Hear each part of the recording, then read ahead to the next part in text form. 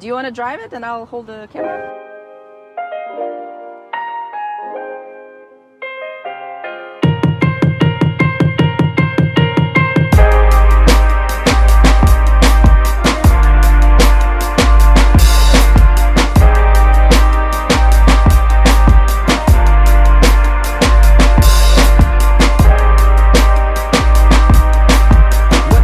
Everybody, welcome to 9 Media, and I have a special one for you today as I am looking at the Model X Plaid, and the lovely Tatiana was allowing me to take a look at it, and I just want to say thank you for your time. Thank you for coming out, and I guess just tell us the story of the car.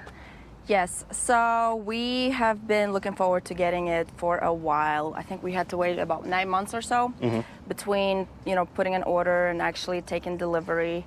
Super excited. I would say it's definitely worth every day that we had to wait for it. It's got the space, it's got the speed, the feel, the luxury, everything. We love it so far. No regrets. Nice. So you ordered it, and you said how long did it take to come in? About 9 months. 9 months. Yeah. So what did you do during those 9 months of waiting? Check online, the website every day, see if maybe we would get it earlier, but it actually got pushed back twice. We were originally supposed to get it 6 months later, and then 7, and then 9. But we did have other cars that we could use. So in the meantime, we were able to use the other ones that we have, but this one definitely tops them all. We love it. Oh, absolutely. Yeah, so you got the white on the outside, the black on the inside, 6-seater configuration. Yes. And I mean, everybody wants to know, were there any imperfections when you first got it, or? We had a little bit of a bump taking delivery, that the service center was able to fix, luckily. So that was one disappointment that we had. We weren't able to pick it up right away because they had to take care of a couple things, like the Falcon wings weren't opening all the way. There was a couple stains on the carpet, but so we had to leave it there, and after everything got taken care of, about a month or two later, we went back and picked it up and have been enjoying it for some time now. But in regards to the black interior, it's funny that you say that because we kept going back and forth. Should we go with white interior or stick with black? But we do have 2 kids, and I know the white seats stay, clean, people are happy. Yeah. But I don't know. First of all, I'm sure it would show any type of stains more, than the black one. So we kind of decided to go with the darker color. Yeah, I don't care what anybody says. White, no matter how resilient it is, I'm sure it will show at some point. So yeah, absolutely, good call on that. Because I mean, this is absolutely beautiful. Thank you.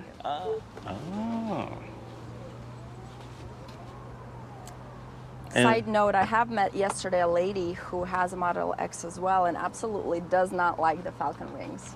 That's probably the first one I've met in the past, 6-7 years that we've had EVs.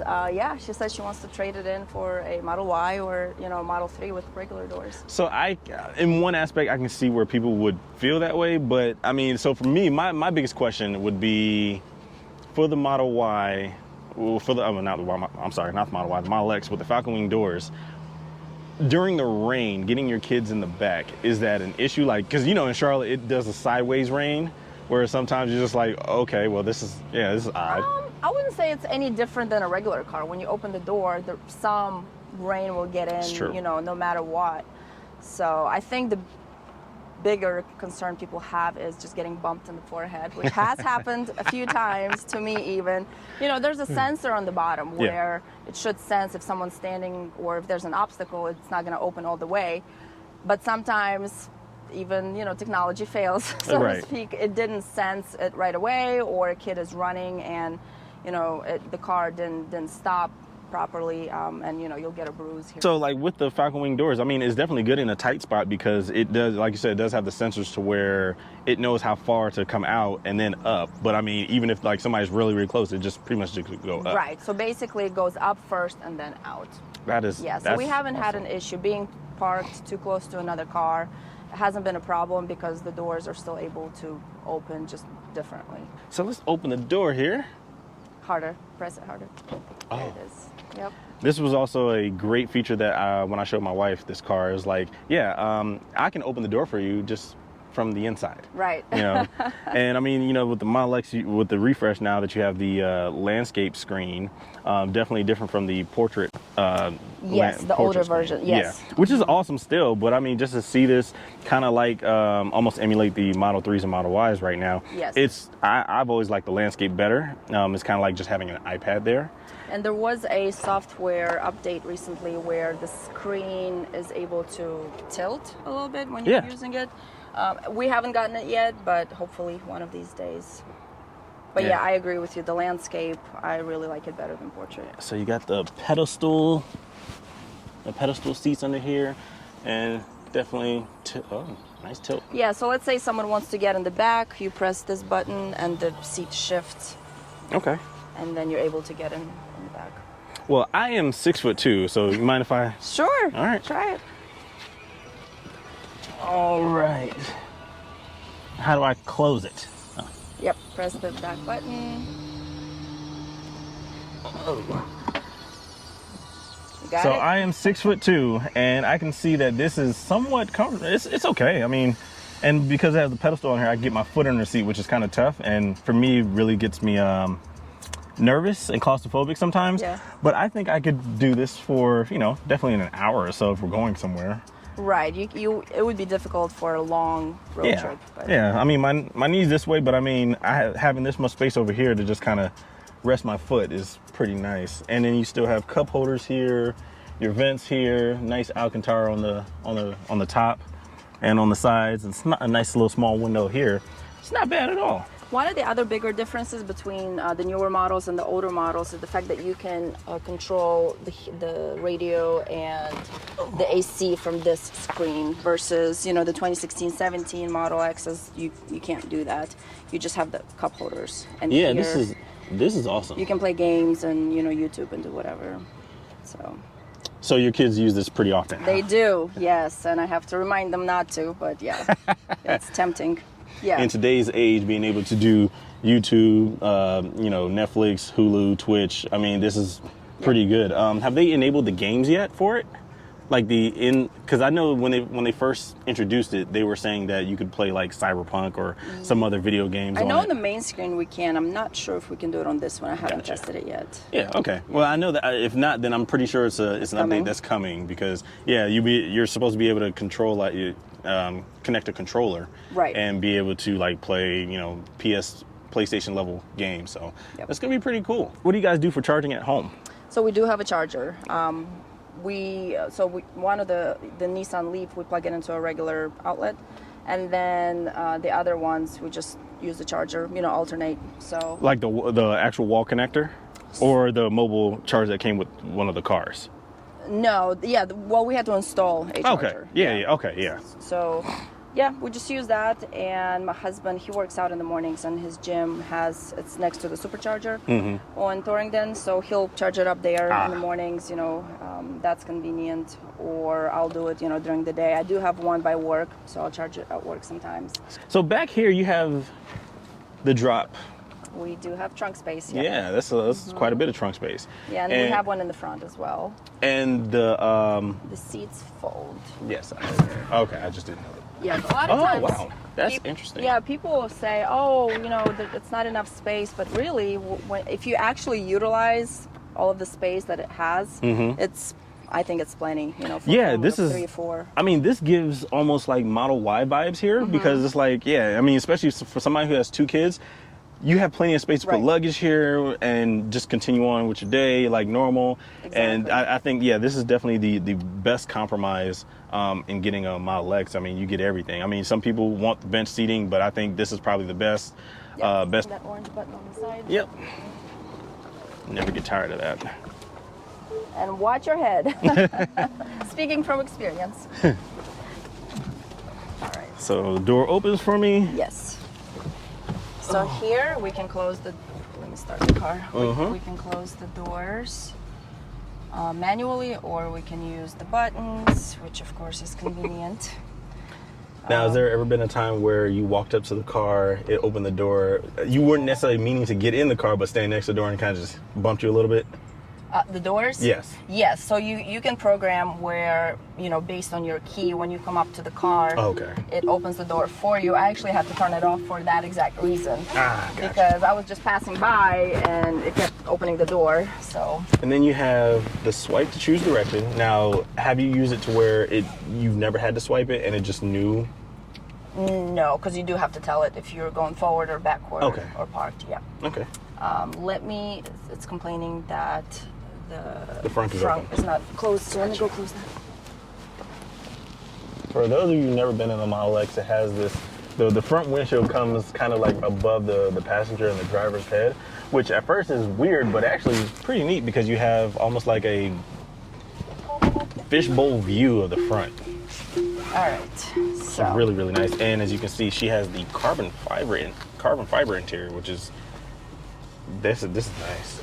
There's very nice. There's space, and there's some space here as well, which is good. So yeah, so basically there's no lever. You just swipe, you know, if you need to go forward, or you swipe back if you're going back, and you have the camera showing everything, or you tap to park. It does take a little bit of maybe a couple days or weeks to get used to it, but now that, you know, after it becomes intuitive, it's really not that difficult. Because originally I was looking, where do I click, or what do I do to shift it into drive? So there's buttons, you know, if you need to, let's say, navigate to target, and it finds, you know, the nearest target, and then we'll give you options, which one do you want to go to in Matthews, and it navigates you there. You have the wipers, and then the autopilot, you know, you press the little knob to start autopilot, and then the horn is right here, and then the turning signals, and this controls volume. Gotcha. How long did it take to kind of orientate yourself around the turn signals being basically on one side? Well, I mean, the buttons instead of a lever. I would say, like I said, maybe a week or so to kind of get used to it, because it is a little different. The other models have, you know, the autopilot, you have to shift it kind of like, it's like a gear thing. You shift it up or down. Here, everything's a button, so you do have to get used to it. But once you do, it's not a problem at all. It's pretty, you know, intuitive.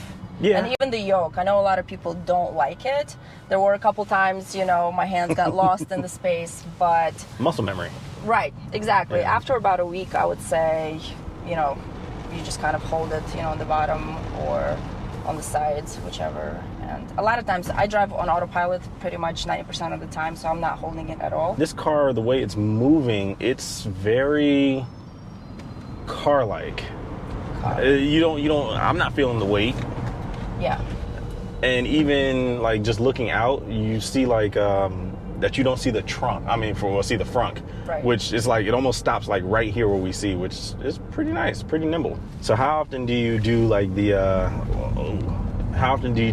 launch for the launch mode? Every time I'm challenged on 485 or something, never lose an opportunity. But no, I mean, obviously you try to be careful, but it's a fun feature. Yes. Sure. Well, I have to control my urge in racing people. No, as long as everyone's safe. Sometimes people just want to see. Yeah. You know, they've seen it on TV, they've heard about it, and then they see you on the highway. They just want to actually see it with their own eyes. How fast can it go? So sometimes I'll show them, you know, here and there. To me, it's the noise. I love the silence. You know, there's nothing extra, which I know a lot of people love the noise in the other cars, but no. So any plans for any more Teslas in the future? We're waiting for the Cybertruck. So you guys do have a reservation for that? Yeah, that's what, two years. I mean, Elon time, probably 5 years from now. But I hope not that long. Right. I really do. I don't have one. I probably should before they take away the option. But yeah, I plan on getting a Cybertruck too. That's kind of what I'm waiting on. That's like my ultimate car. Yeah, well, we rent them out. So like I said, we wanted to have one model each on Turo, and I think the Cybertruck people will probably. So how many Teslas do you own? 3. 3. Yeah, Okay. we have 3 right now, 2 X's and a Y. Okay. And you only rent which ones do you rent out? All 3. Oh, nice. Yep, they're all 3, and like, you know, X's are definitely more popular than the Y. Yeah. Just for special occasions and weddings and proms and things like that. But yeah, so technically, if anybody's looking for a Turo in Charlotte, definitely you gotta hit up Tatiana. And if you wanna, the Plaid is up there too. yes, Oh man, yes it is. Yeah, I'm definitely gonna include her link down at the bottom in the description, and also at the probably a lower third. But yeah, that's awesome. Yeah. And the charging port is over here. Same place, yes. Yep, right there. Plug it in, let it charge. Yeah, that's the thing, you know, people say it's the gift that keeps on giving. With the newer models, the charging is faster, the software is better. Our 2016, it, you know, doesn't get as much range as this one because the battery is older. That's why, you know, when people ask, well, which model should I get? What should I get? I always say get the maximum battery available. Absolutely. Because yes, absolutely.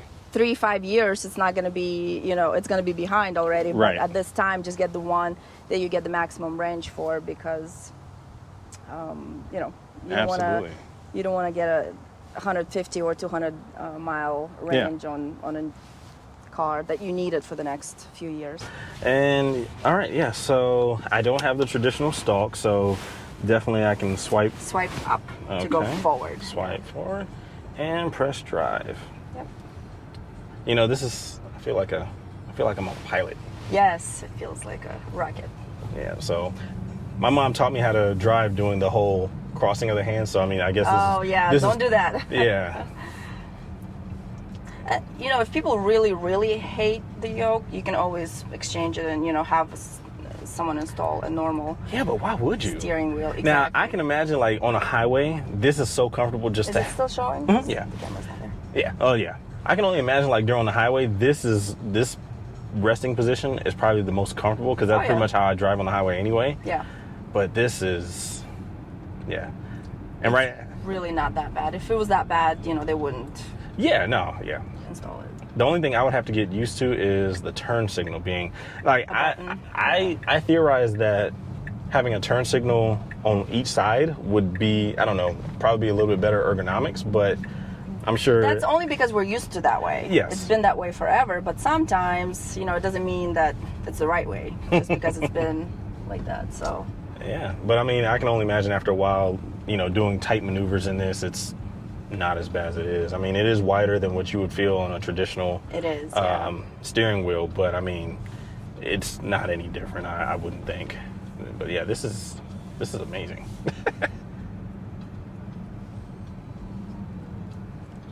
This is pretty cool.